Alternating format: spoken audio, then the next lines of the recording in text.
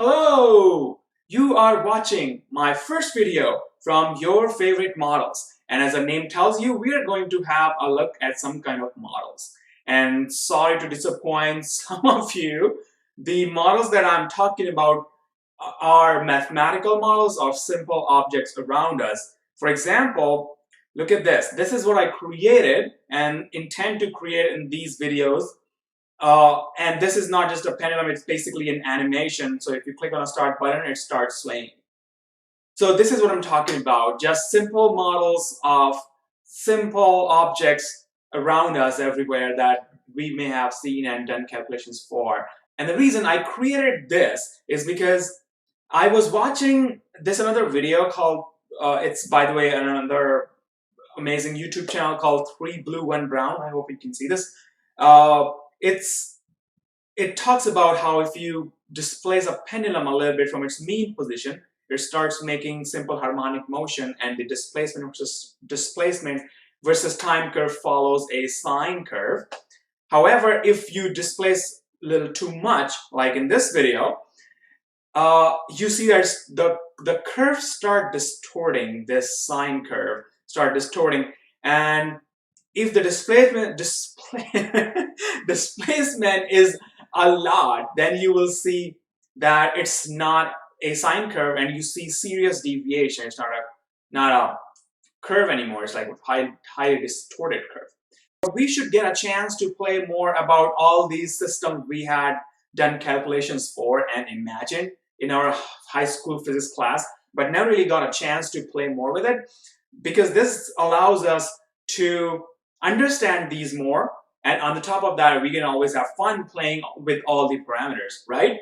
So here's my plan. In my future videos we will have a look at some simple physical moving systems around us. For example, you just saw the pendulum, or moving ball, or ball thrown under gravity, or two balls colliding, or a spring. All those type of simple systems that we had seen and studied in our physics class. Then we'll have a look at the equations governing or being involved in those motions, and then we couple those equations with a code to create these sort of animations. And since I also want to involve people who will like to play with these systems but have not had that much of coding exposure, so in this my first video today, I will talk more about the code setup of this whole thing and how the coding works involving these objects. And then in my future videos, I can just use this video as a reference for coding part, and then we will talk more about what those equations are, and then couple them with the coding every time creating a new animation. However, again, this is not written in stone. After this video, if you think there are things I need to talk more about, or I need to explain a little less, or I'm talking too fast, I'm talking too slow, you can always tell me, and then I can redo my plans, of course, and to accommodate your suggestions. So let's talk about the code setup. First of all, the language that I have chosen for this coding is HTML combined with JavaScript. And the reason behind that is that you don't need any further infrastructure or any other software to make this code execute. As you have seen, it is open in my web browser, and that's what makes it wonderful. So you can just start trying the code right away without downloading any further software if you want to try whatever I show here. So let's create our first HTML file. So what makes an HTML file an HTML file? In fact, what makes any file that particular type of file is the extension. If you don't know what I mean, is that if you look at any file name in your computer, you will see dot something after that. That means this is that type of file. So what I mean is that the extension decides what type of file is it. So for example, this is the pendulum file that you just saw, and it is created. The name is just random, whatever you want to name it, you can name it, but the extension of that is HTML, and this is what makes this an HTML file. So let's do this with another new file. And this is the pendulum file, by the way. I'm going to open a new tab here, and this is a fancy browser because I like it. You can use any browser that you want, even Notepad in your computer works perfectly fine. there is literally no difference between what I'm doing in this browser and what you can do in the Notepad. This exact same way. The only difference that this code is made dedicatedly for coding, and this makes it a little bit more easy to work with. So if you want, you can just use this editor itself, but again, to each of his own, your choice. Okay, so let's create our first HTML file. So like I said, as soon as we save it with the extension, so I'm gonna name it any random thing. So I'm gonna name it YFM01 underscore moving ball. Moving ball because I expect that by the end of the session, we will be able to create a simple animation of a moving ball. So I'm just naming it moving ball. And as I said, don't forget the extension and make sure that type is all files. So if you save this as .html, now we have created an HTML file right there. And if you go to the folder, I have this created and it automatically shows that it will open in the web browser, which in my case is the Chrome. So if you open this, this is opening. And of course, since we don't have any content in the file, the page is empty. However, it's not an error. It perfectly loaded, but you will not see anything because you did not create any content. So let's talk about the structure of an HTML file. And for that, let's go back to our theory part. I'll explain that a little bit here. The way, I'm gonna make it red. So the way it works, the organization in an HTML file is like, first of all, HTML file works with sections. There are various sections to define every small content. And very soon you will see what that means. But for now, just take my words. There are HTML, there are different sections. And the biggest and the first section, and the section that contains everything in it, or contains everything including other sections, is called HTML. So, okay, quote just because this is the first introduction, but you don't necessarily put the quotes in there. So HTML is the biggest giant section, and everything goes in between. And you can put sections within the sections, and in HTML sections, there are a few other sections that we put. And these sections technically are called tags. So first tag or section that you create is body. This is more like the main content and it's a skeleton of your page. And so I'm gonna say main content. Sorry for the bad handwriting. I'm just very new with the pen, and so hopefully it'll go improve further. Okay, now after body, the content on your page that loads is its default mode. If I want to change the look of it, we create another section called style, where you create the rules. So in the style, we put the rules, how everything in the body section looks. And then you will see later why we do this, but sometimes we need to manipulate the objects after they have loaded. So that manipulation is done by another piece of section where we put additional piece of code is called script, where we manipulate manipulation. It's a long word. Okay, so script is the part where we further manipulate, and you will see why we need all of these, but let's just get started with the body. Okay, so I'm back to my HTML file code where I create so this is a fancy editor and just auto created some of the code for me. And I will delete all of it. Let's start with our very first, like if you use any other code, okay, it keeps doing that. But I've deleted everything. Okay, sorry. So it created the first piece of HTML code.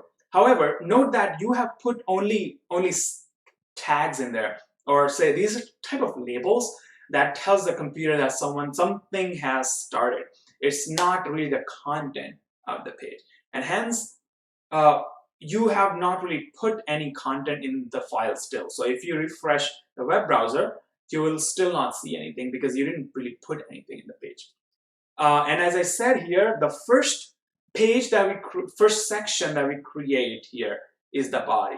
So let's create a body tag. So this is the body. Okay. Once again, you have created another section, no content still, and the page will still be empty if you reload it or say refresh it. So if I refresh this, I still don't see anything. Okay. So let's start putting some content in our body. I'm going to put some piece of text. And text typically is put in p tag, which stands for paragraph. So I'm going to create p, and within this, I'm going to say this is my first HTML text. And this is it. So we have finally created some visible content in the page. And if I refresh the page, this says this is my first HTML text. So this is showing the text as it was created in the HTML file, like here. Okay. So if you remember, I had said, okay, why is it not indenting?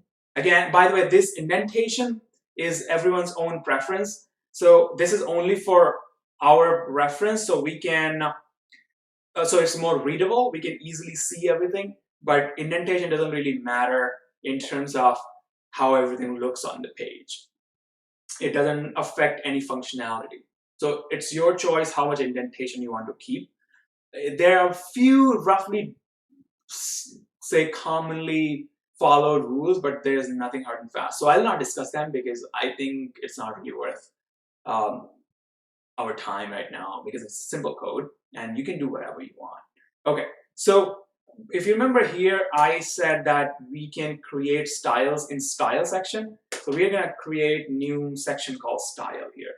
And as I said, it's a fancy editor and keeps adding contents here, which I am deleting here just to make it more in this crude form. So within style, what we do is that we start defining rules. And there's a certain way, just like a grammar, like computer grammar, right? So for that, first of all, we write the name of the section that we want to change. So for example, I am going to change P section. I'll put a P here. And then after a P, I'll put two curly brackets or a pair of curly brackets. And every rule will be inside the curly brackets. So this is the general structure. And within this, now I'll define the rules. So first of all, say I want to change the color of this, or yeah, say let's change the color. I want this color to be red. And every time it finishes one property, we put a semicolon.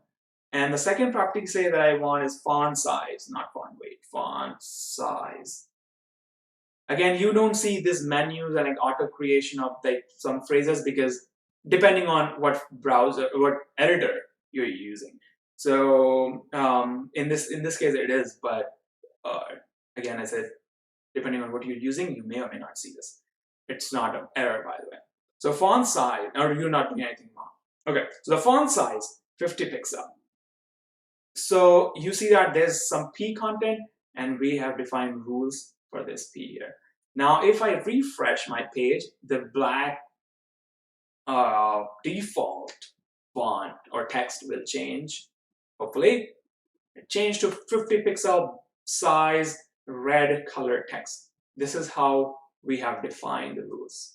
So like I said, sometimes, and you may wonder right now why we need this, but at least we'll see an application of this. I say sometimes we need to manipulate the object after it has loaded. So far you have red text completely loaded on your page, and now we need or we want to play with it a little bit more and then manipulate it further. So right now we have given the rules and the page loaded perfectly the way we wanted, but now I want to play more with this text and want to further manipulate it. So we start with our script text or script section or script tag in our file. So I'm back to my file. I'm going to create another section called script. Again, it auto-creates some content, which I will delete because we're not really using that here. So in the script, I will define more manipulation rules. Before I do that, let me borrow one simple line of code, and very soon I will explain why. This is my Pendulum code, and I am just copying this one line of code. It just changed the line, but it's actually just one single long line. It just kind of, what do you call it, wrap around. So I'm just copy this one file. And I think I did not explain this part, but every time you start a section, this is the way, yeah, I need to go back a little bit, I think, on this. Every time you start a section, this is how it starts. It's these angle bracket. Within that, you write the name of the section. And every section that starts has to end at some point. And the way to end is the same way, except there's an extra slash in it. This is how these sections work. I think I forgot to mention this earlier, but now you know. Okay.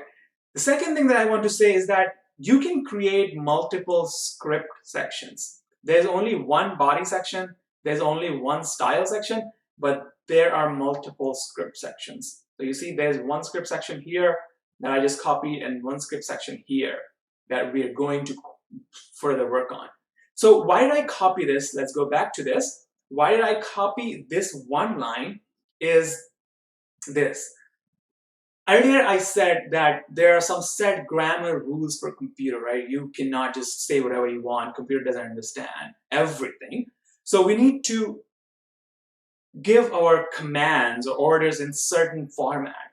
Sometimes these formats that computer understands are not that easy or not that intuitive and sometimes very complicated. So this line is actually is sort of a translator. And what that means is that I will give more intuitive, easy commands, and then this translator will translate this and tell computer, hey, this is to be done in computer's language. So this one line makes our life a lot easier to allow us to put commands in a lot easier way. That's why I just copied this one line. And for now, I don't think we have to really be concerned about what this line does, apart from it's sort of a translator. You can completely ignore after pasting it and move on to next script section. All right, so now I want to, as I said earlier, we want to manipulate our P object one more time. So for that, the way to do that is we start with D3. And by the way, when you start any line with D3, it activates a translator and kind of calls this translator first and say, translate this to computer's language. And after that, after everything that follows the dot is the command to translate. Okay. But anyway, so this is our easy language. So here we select, so we start with first select. This is always used like this. So select and the parenthesis, and within the parenthesis, we will tell the computer what to select. So here, one more time, I have selected the P because we are going to manipulate this P, and this is the same P as here. All right, so after selected P, let's start telling this what to do with the P. So the way it is done is that we say dot style. So it tells the computer that we are going to change the style. And then we define what property we want to change. And these are the same properties as here. So say I want to change the color one more time, I say color. And then, so first I put the property that I want. And then the second thing I will put here is what should this property be changed to? So I say green. And then every time a command finishes, you can put a semicolon. This is the general format. So this part of the code that I have highlighted, what this will do is that it will select one more time our P text and convert the color of that to green. Or at least that's what we expect, right? If everything works fine. All right, so let's go to browser one more time and you refresh this page. Now this is green. And if you look closely, let me refresh this page one more time. Do you see a flash of red? One more time. You see a flash of red and then immediately turns green. Why is it a flash of red? Is, like I said earlier, we do the manipulation after. So this is between this and this is after the page loads. So let's go to our code. By this time, everything has finished loading. So by this time, I mean by the highlighted part, everything has finished loading on the page. But the page doesn't stop working. It just keeps going. The code, I mean, doesn't stop working. It keeps it keeps going. I cannot speak properly today for some reason. Okay, so it doesn't stop working. It keeps going and converts a color, and that's why you see by this point a flash of red and immediately it turns to green. So that's how the manipulation works. Now there's one more thing I want to show you, which I like, is if you look at our this pendulum, it's not moving. It's still there. I just click on start button and the pendulum starts doing whatever it has to. I like to keep this functionality. I don't want the objects to work on their own. I want to control their motion. So just like that, I don't want this text to turn its color to green automatically as soon as it refreshed. So for that, I'm going to create another button here. And creating a button is very simple. You just, within the body content, if you put another section called button, and this will simply create a button. So if you refresh the page,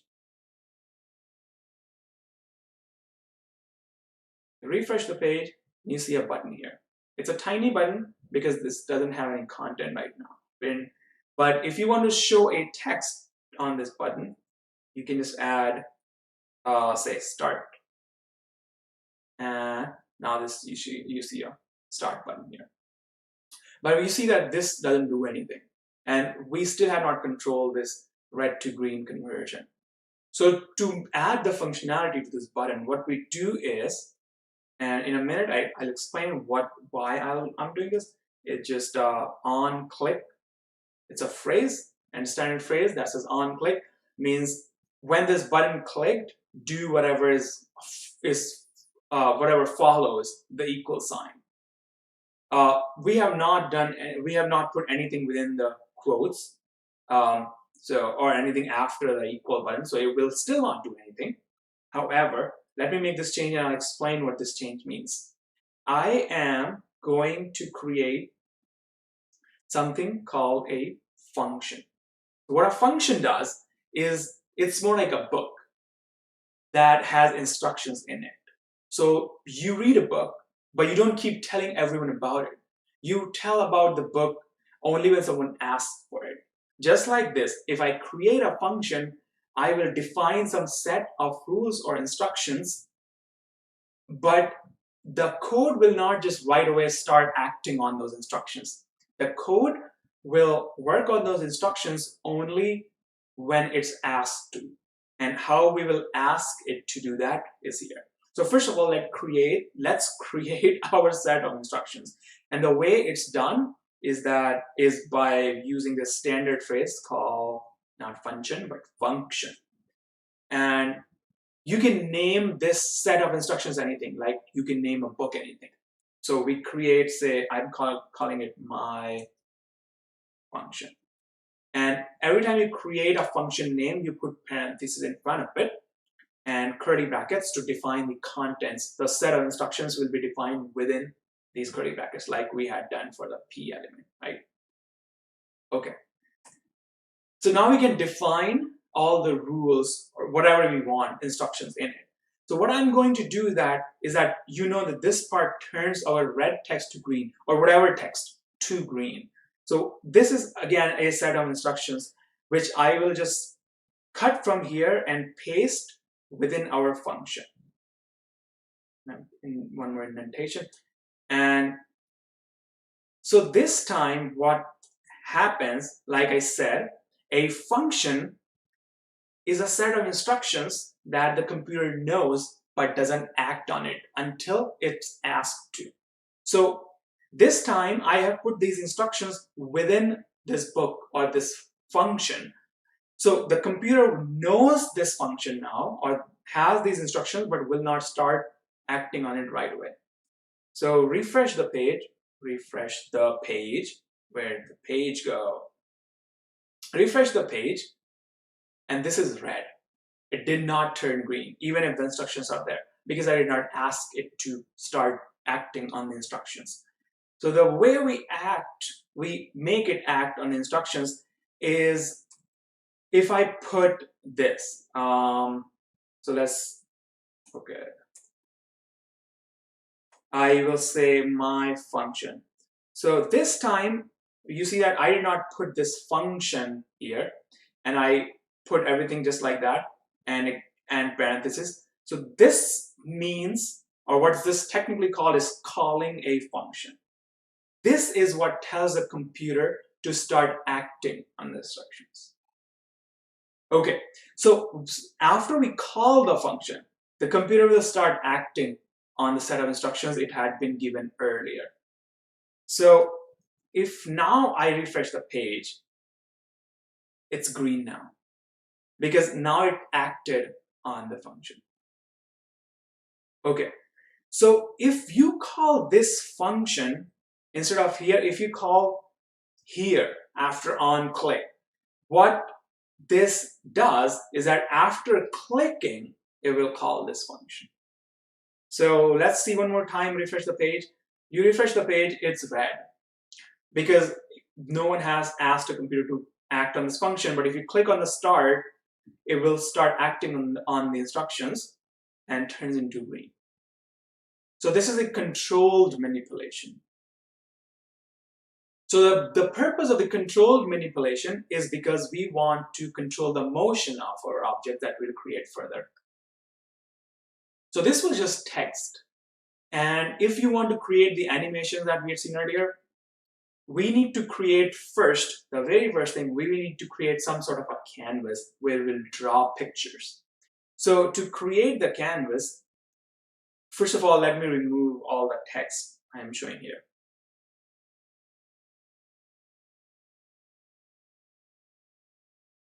So this P goes away, this P goes away. I will leave it here, or let's make this function empty now. So everything is empty, everything is out of, like, completely empty of content. And if you refresh the page, you will see only a start button, because that's the only thing I have left here. Okay. Now just for aesthetics, I am gonna copy a few lines of codes because I would like to keep the logo that I've shown here. So I'm gonna copy from my pendulum code a little bit of code that you can completely ignore. I'm just gonna copy this,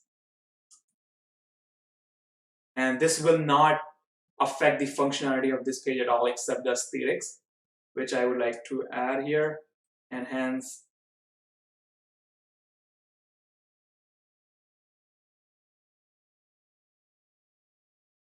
okay, so I'm done copying the code, and there's literally no change in the page functionality. So I just copied a few fonts and logo style and just added a logo here. That's all. So the page content, the main content still stays the same. So if you refresh the page, you will just see a logo on the top and nothing else. All right, so let's start creating our canvas like I said before. So the way that is done is just by adding another element called SVG, and it stands for support scalable scalable vector graphics. So this is a canvas standard element for that, and I have created an SVG. So we need to define also the properties that I would like to define, mainly just like we had done the P properties earlier. I'm gonna do the SVG properties also, and within this I'll define the properties. Mainly two properties, just the width of this thing with say 500 pixels, and then height of this thing is 400 pixels. And if you right click, refresh this page, you will still not see anything. The SVG is created, but it's not there because it's transparent or white. Bottom line is it's not colorful. So in any case, you will not see the color. So if you still want to see see it where it is actually to get an idea. I'm not saving this page. We need to put that in the code.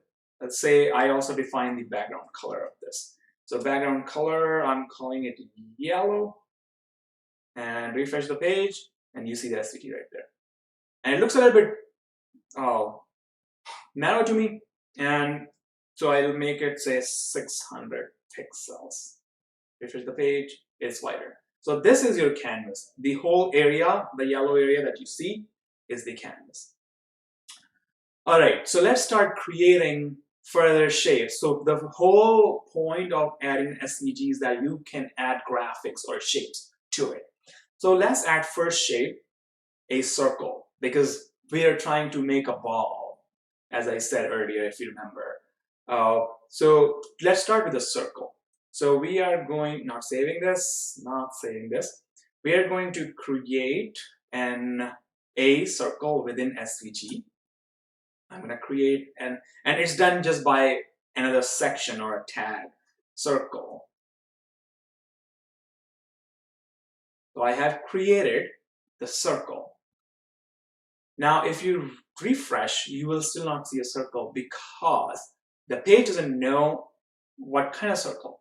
So in real life, think about it. If I say draw a circle, can you exactly draw what I want? It's not possible until I tell you a few things about it. So at least to go to the approximately what I want, you need at least a center and the size, or say the radius of the circle. So those are at least two things that you need to define. So we need to put the properties of this circle also, just like we're doing the other properties.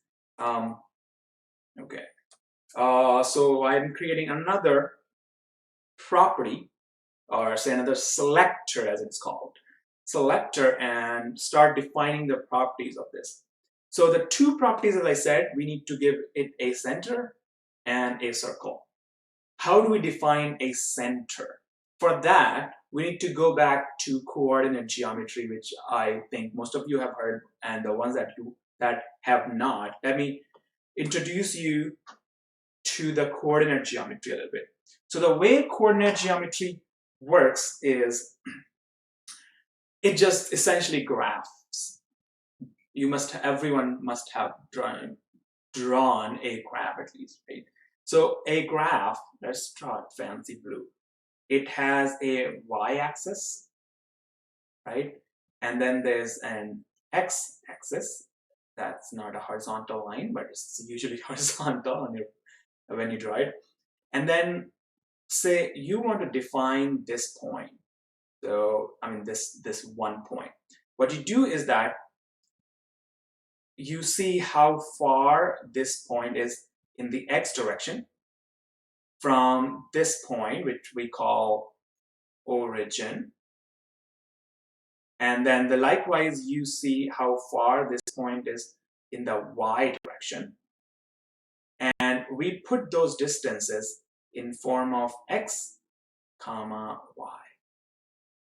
So take an example here. If I have, okay, this time it's a little bit more horizontal than before. This is y-axis, this is x-axis. Here is positive x, and here is positive y. And say I measure 2 units. Can be anything, but we don't add any units named like meter, centimeter, feet, whatever. You just be consistent. Everything is feet, everything is meter, or something like that. So this point, let's keep it dashed line, like here. So this point, let's say I want to define this point here. This is 2 units here. And then height-wise, this is 1 unit. So this point will be called 2, 1. Or you can say x coordinate 2 and y coordinate 1. You just write a little bit more organized generally. But point is, this is how you define the position of a point. So this is what the coordinate geometry. Now, JavaScript, which we are using in the script, whatever we are writing is actually JavaScript. So the way JavaScript works with the coordinate geometry is slightly different than this. And the way it is different is the positive x is still positive x like it used to be, but the positive y is downwards instead of upwards like this one had. So the points that are defined are actually under the x-axis. And as you keep increasing the y, the point moves upward.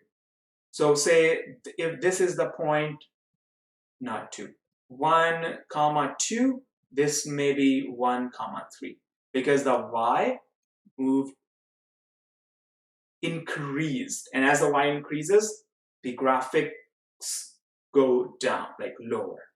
So this works slightly different. So having said that, let's define the properties of our circle. So like I said, you need to give two things, one a center and two a radius. So the center, as I said, needs two numbers, x coordinate and y coordinate. So the first property is called xc, which is actually the x coordinate. Sorry, it's called cx, not x, cx. Cx, I will call it 0, and then cy also will be 0. So I am expecting a circle at the origin, right? And then I can also define the radius of this thing and call it 100 pixel. Okay, so let's just go back to our coordinate. So this time, if I say cx equal to 0, cy equal to 0, and then radius 100, I'm expecting something like center here and then a circle like this, right? So after this, if we refresh the page,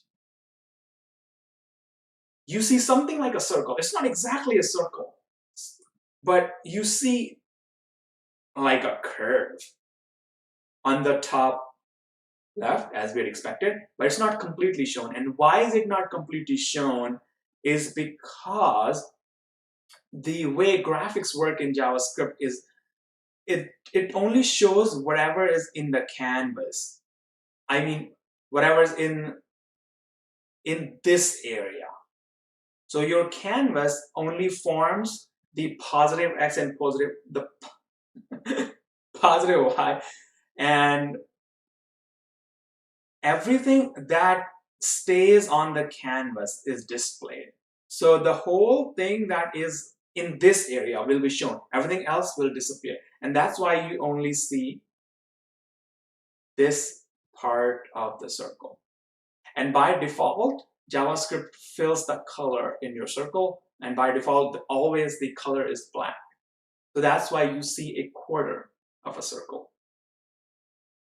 So if we want to, where the browser? So if we want this to move further x direction or horizontal direction, we need to increase the x. So say I'm giving cx equal to 100.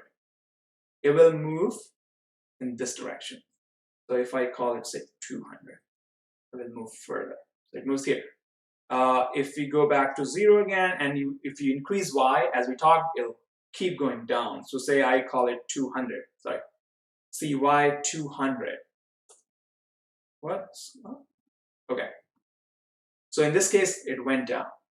Now, if we put both x and y as 200, it will move, of course, in the middle of the canvas, and it's here. So we have created our first graphics. Now let's just alter the properties a little bit and make it a little smaller. Say I'm gonna make the circle center, say 100 and 100, and the radius to be 50, not 500, 50. And then refresh the page, so it's a lot smaller. I am also gonna make this canvas a little bit bigger. So say I change the width of this to 700. So it's a little bit bigger area to see whatever we're doing, right? Or better, width is not always in terms of pixels, it can also be in terms of percentage. So what the percentage does is that it will look at the available length and then do the percentage of that. So for example, here I put 100%. That means it will look what's available. So it's available from here to here, and then it will expand in 100% of that.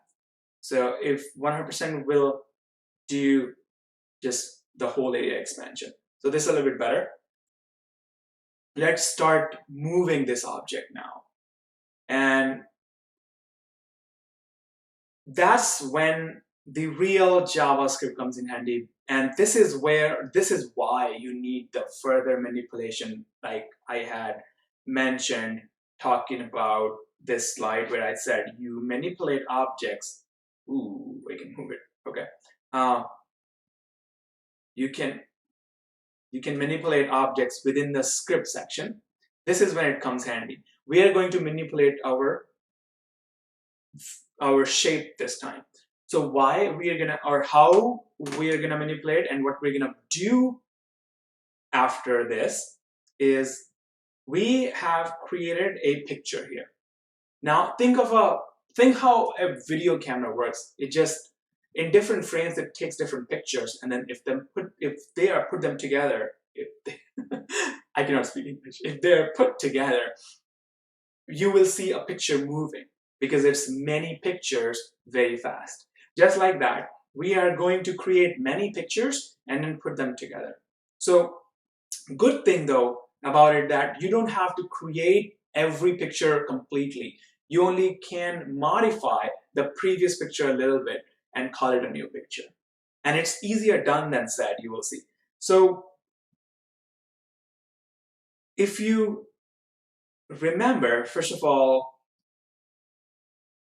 we were manipulating or having control or version control, conversion control by clicking the button. And after I deleted the text, we no more have anything to do within this function because this function is empty. You don't see anything within my function, which earlier had a function to create the text from red to green. So we are going to do this function one more time. We are going to use this function one more time. The standard practice to do this, manipulating a shape, is first of all, define the circle in the script. So what does this mean is that just like we had defined all the properties earlier in the style section, now we are defining the property in the script section. So you know how we added a circle in the canvas? Just adding this circle element, I'm gonna remove that. So we don't have any circle in the first place. And also remove the properties of the circle from the style section. So this is our old style section, and I removed the circle. So there's no circle anymore in existence, just your bare canvas like before. And start button also doesn't do anything. So in the script, the first thing that we do is we say D3 again, like before, select SVG. So this select our SVG to make further changes. And this follows by dot append. So what append does is that it adds whatever you want it to add. So now we are going to add a circle. So this will do exact same thing as adding a circle here, just like I had done earlier. But instead of that, I chose to do this in the script. So this will do the exact same thing like before. But we also have to define the properties of the circle. And that's done with using the function or the phrase attr with, again, the parentheses. And within this, we define the properties of the circle. So one property at a time. So the first property, like we had earlier, is that cx, comma. So the property name and the property value is how it's standard way of doing that. So 100. Another properties is again attr is cy 100, and the third property is the radius. What was that? 50. Okay, so this is the exact same thing as we had done before. So if you right click this time, you will see a circle as you were seeing before. But this, I think, is the most organized and standard practice, in my opinion. Again, it can be an individual's preference, but this is what I am comfortable with, and I think it's easy to read. Okay, so one thing that I also would like to add is that label this circle. So I'm going to label this using var. So it's again a phrase that says I'm starting a label. So I call it C1. And everything that's after the C1 is after the equal sign becomes C1. So the reason I have defined this circle in the script section, because it just makes the manipulation a little bit easier. For once, or one of the advantages is that you can label your shape like this. So in this line, for example, here, by var kind of tells that I am creating a label. And then the label name is C1. You can name it anything that you want. And everything that follows the equal sign is the whole thing that is labeled as C1. So that my circle is now C1. And a big advantage of doing that is that within the function, if I want to, or not if, since I'm going to manipulate my C1 or my circle in the function, I just start doing things to C1. And I can just call attr and give the only properties that I have to change. I don't have to give all the properties, only the properties that I want to alter. So say I just say cx and make it 200. This is a perfectly legitimate command, and if I do this, it will know what the previous properties were, and then look at just the new property, and then update the properties called again, and everything else that was not updated stays as it was before. So once again, what we're expecting is that there's a circle that's defined, and after I click, it starts working on this function that essentially changes the x coordinate of that circle to 200. So I have saved this. Now let's go to our browser, and once again, if you refresh this page, you will see the circle right there, and it has not moved yet because you did not ask, because it's in the function. Now if you click the start button, the circle moves and moved it to 200. So this is the main method how we manipulate the object to move. And we are gonna use this whole method again and again to keep it moving. Now, one more thing that I would like to show you is that instead of using this 200 number that you see here, instead of that, if I say, I define another variable, say, and call it x chord, or let's keep it xc. If I call it 200, I kind of put a label on the number 200, and every time I say xc, the computer knows that it means xc equal to 200. So xc is equal to, not equal to. So instead of putting the number 200, now I have given it xc. So for now, xc is same as 200. So no matter if you put xc or 200, the computer will know that this circle needs to move to 200. And it will do the exact same thing. If you refresh this page and click the start button, it's still moving to the same position as it was before, except that instead of putting the number 200, I have put xc in there.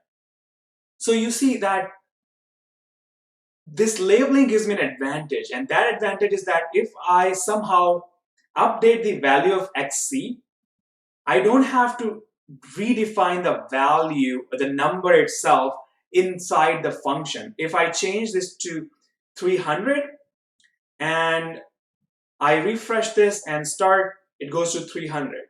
And if I do it 200, I refresh and start, it goes to 200. So somehow just by changing xc, every time this function works, it automatically updates the position where it needs to go to.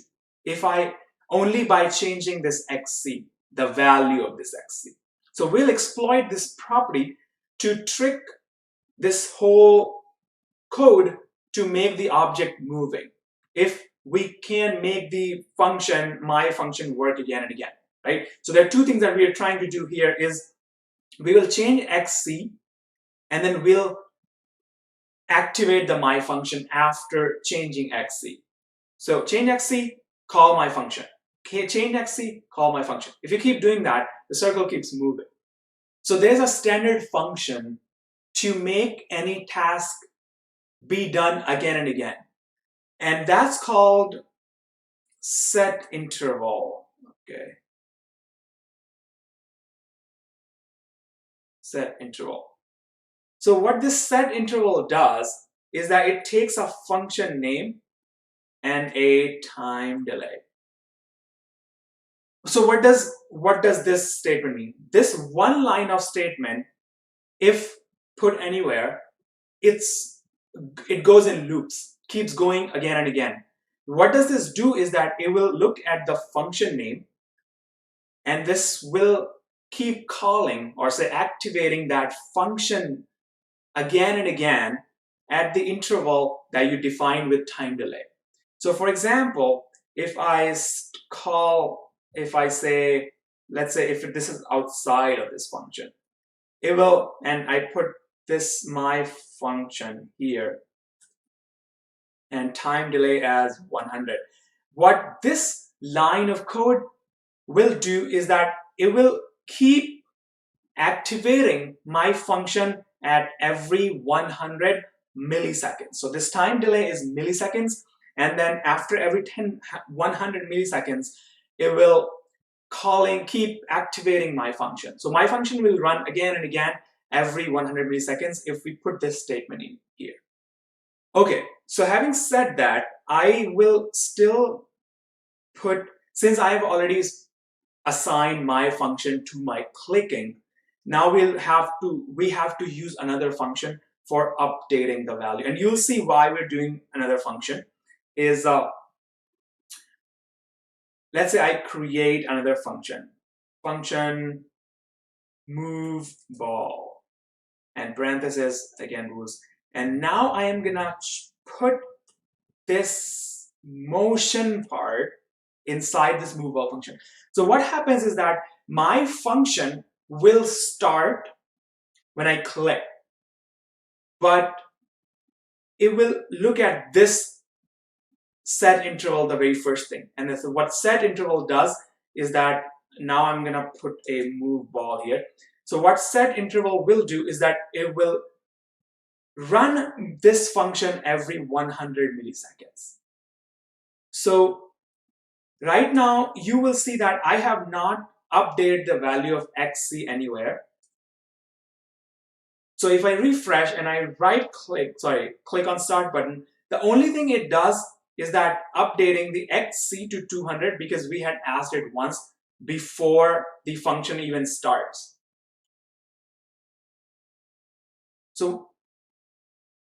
So right now the function is loaded, but since now the motion as before though, everything is in here, so it will not move until you click on the button.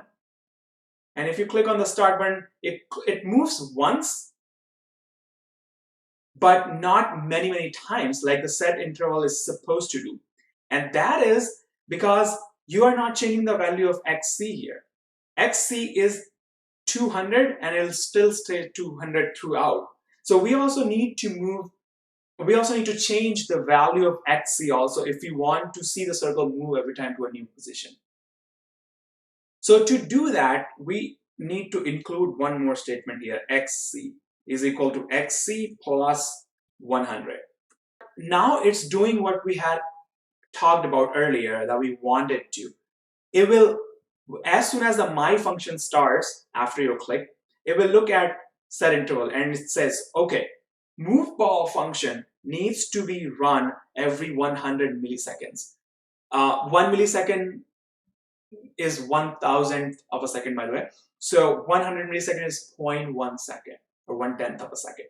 So this whole function is activated every 0.1 second. And what does this function do? Is that in the first line, it changes the XC.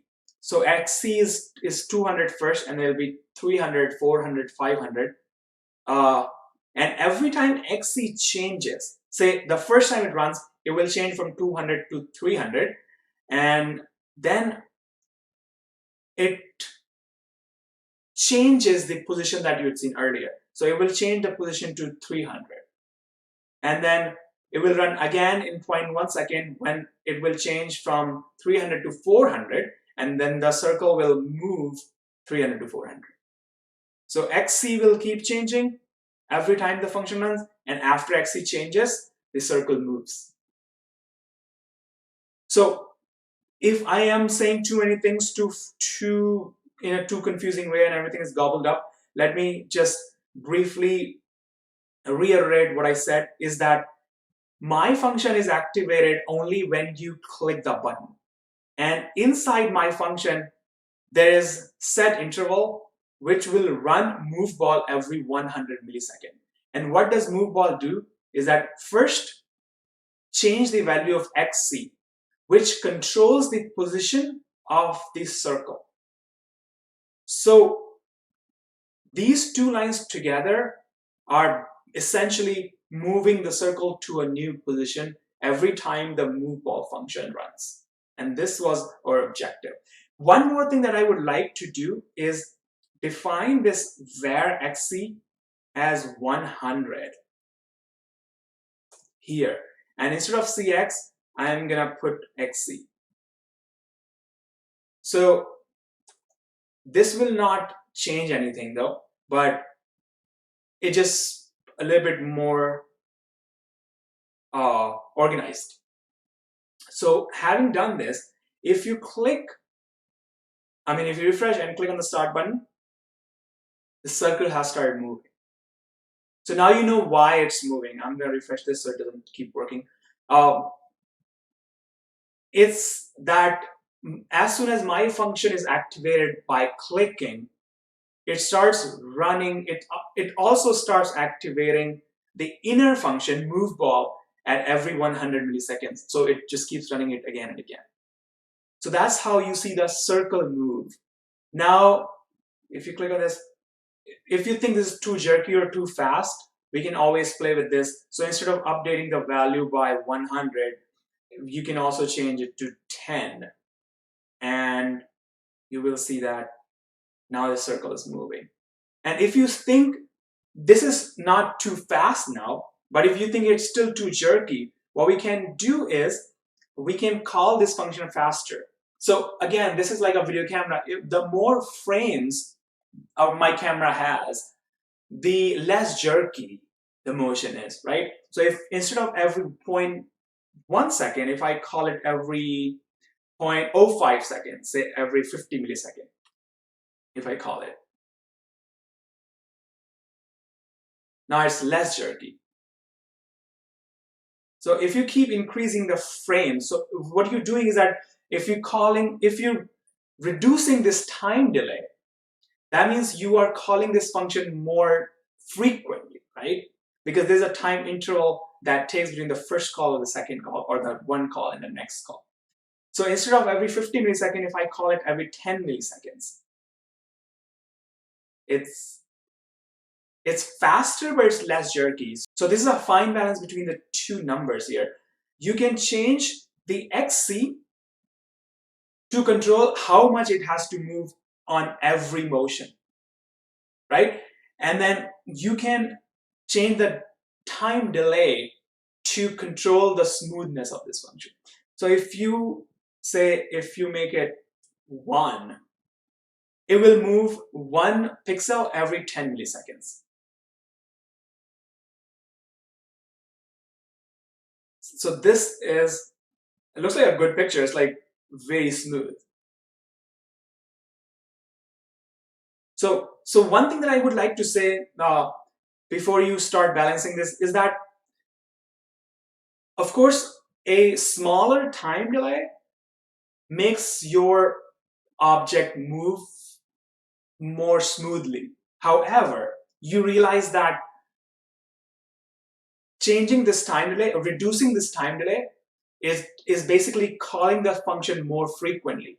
And hence, although it makes it more smooth, like lower time delay makes your object move more smoothly, but at the same time, it causes more CPU work. So again, this is a trade-off between make it smooth or make it uh, more CPU intensive. So if you are doing, say, a more complicated job and you call this function again and again, this may cause a user's function, a user's website, or this will look maybe jerky if the computer is slow, or it can cause more complications. So what I'm saying is that there's a trade-off between how frequently you call it, because less frequent will be jerky, and the more frequent will cause the CPU to do more work, and it may not always load very correctly. There's a good trade-off. So I think since we have achieved our objective of make our ball move like this, and in our future videos we'll see how to make it move faster and smooth at the same time. But for now we have achieved our target of making a ball move and animating a ball, in other words. I am going to stop here. Thank you very much for watching, and if you think I have said too many things, I've explained too much, or I explained too little, I can always do more explaining in the next videos, and we can postpone other systems in my next video. Although my plan right now is to look at maybe another moving ball next time, and balls colliding or whatever in a box, all those type things. So that's my plan, to just start animating more objects. But if you think I need to explain more, I can do more explaining my next video. If you think I need to talk slowly, I can do that. I know I just keep going faster every time. I can also talk slowly next time, and try to talk slowly next time if you think I'm talking too fast. In your comments, please let me know if what else do I need to include, and I'll definitely try to incorporate all of your suggestions. Thank you very much for watching. Thank you for staying with me till the end of this video. And once again, thank you for watching. I will see you very soon next week.